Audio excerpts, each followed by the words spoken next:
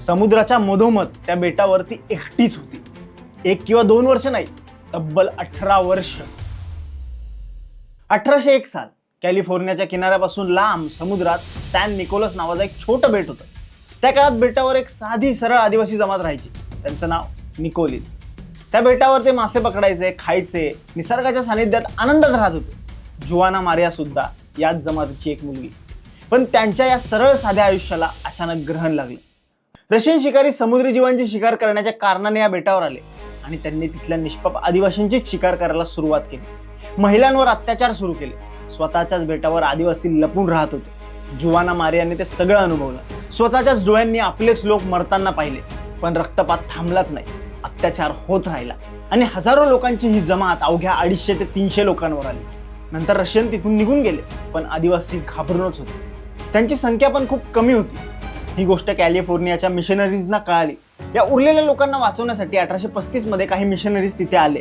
ते बेटावरच्या लोकांना तिथून घेऊन जाण्यासाठी आले होते. ते सगळेच आदिवासी पहिल्यांदाच स्वतःचं बेट सोडून बाहेरच्या जगात जाणार होते. त्यांनी सगळ्या आदिवासींना थिओ रेजनाडा नावाच्या जहाजात बसवलं.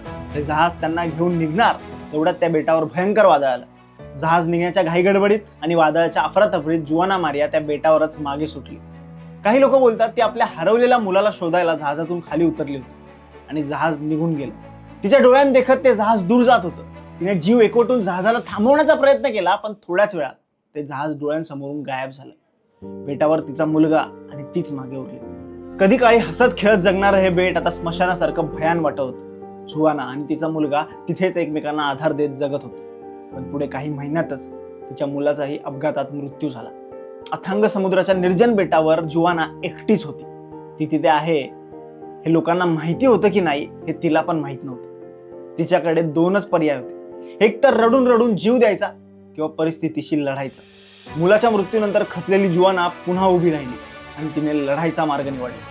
तिने समुद्रातल्या पक्ष्यांचे पंख आणि माशाची कातडी एकत्र करून स्वतःसाठी उबदार कपडे शिवले. खाण्यासाठी ती मासे पकडायची, पक्ष्यांची शिकार करायची आणि पिण्यासाठी पावसाचं पाणी साठवून ठेवायचं. शिकारीत बेटावर फिरण्यात तिने आपलं आयुष्य घालवलं. 18 वर्ष तिने एकाही माणसाचा चेहरा पाहिला नव्हता, कोणाचा आवाज ऐकला नव्हता, पण तिने जगण्याची इच्छाशक्ती थोडी सुद्धा कमी होऊ दिली नव्हती. तिने हा विश्वास सोडून दिला होता की कधीतरी त्या बेटावर माणसं येतील. पण 1853 मध्ये कॅप्टन जॉर्ज निडवर नावाच्या एका माणसाला या बेटावरच्या रहस्यमय महिलेबद्दल समजलं. तो आपल्या टीम सोबत तिथे पोहोचला. बेटावर कोणीच नव्हतं.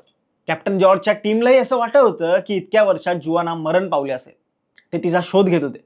कदाचित तिचा मृतदेह तरी सापडेल या आशेने. पण त्यांना जुआना दिसली. जुआनाने त्यांना पाहिलं आणि तिला प्रचंड आनंद झाला. ती आनंदात ओरडू लागली, पण ना त्यांना तिची भाषा समजत होती ना तिला त्यांची. आणि आनंदात तिने गाणं गायला सुरुवात केली. त्या गाण्यात 18 वर्षांचं एकटेपण, वेदना आणि सुटकेची आशा होती. त्या गाण्याचा अर्थ होता, मी आता इथून जाण्यासाठी तयार आहे. हे तिचं त्या जागेला शेवटचं गुड बाय होतं. जुआना मारियाला सन्मानाने कॅलिफोर्नियाच्या सॅन्टा बार्बरा शहरात आणलं गेलं. पक्ष्यांच्या पंखाचे कपडे घातलेल्या या महिलेला पाहण्यासाठी लोकांची झुंबड उडाली. ती एका रात्री सेलिब्रिटी बनली. इतकी वर्ष निसर्गात कच्चं मांस खाऊन जगलेली ती शहरात आल्यावर अवघ्या 7 आठवड्यात मृत्यू पावली. डॉक्टरांनी जेव्हा तिला तपासलं तेव्हा धक्कादायक कारण समोर आलं. तिच्या शरीराला शहरातल्या मसाल्यांची आणि शिजवलेल्या अन्नाची सवय नव्हती. त्यामुळे तिच्या पचनसंस्थेने या अचानक झालेल्या बदलाला नकार दिला आणि तिचा पोटाच्या आजारानेच मृत्यू झाला. जुआना मारियाची ही स्टोरी तुम्हाला कशी वाटली आम्हाला कमेंट्समध्ये नक्की सांगा. आणि अशाच रंजक गोष्टी जाणून घेण्यासाठी गाजवाजाला लाईक, शेअर, फॉलो आणि सबस्क्राईब करायला विसरू नका.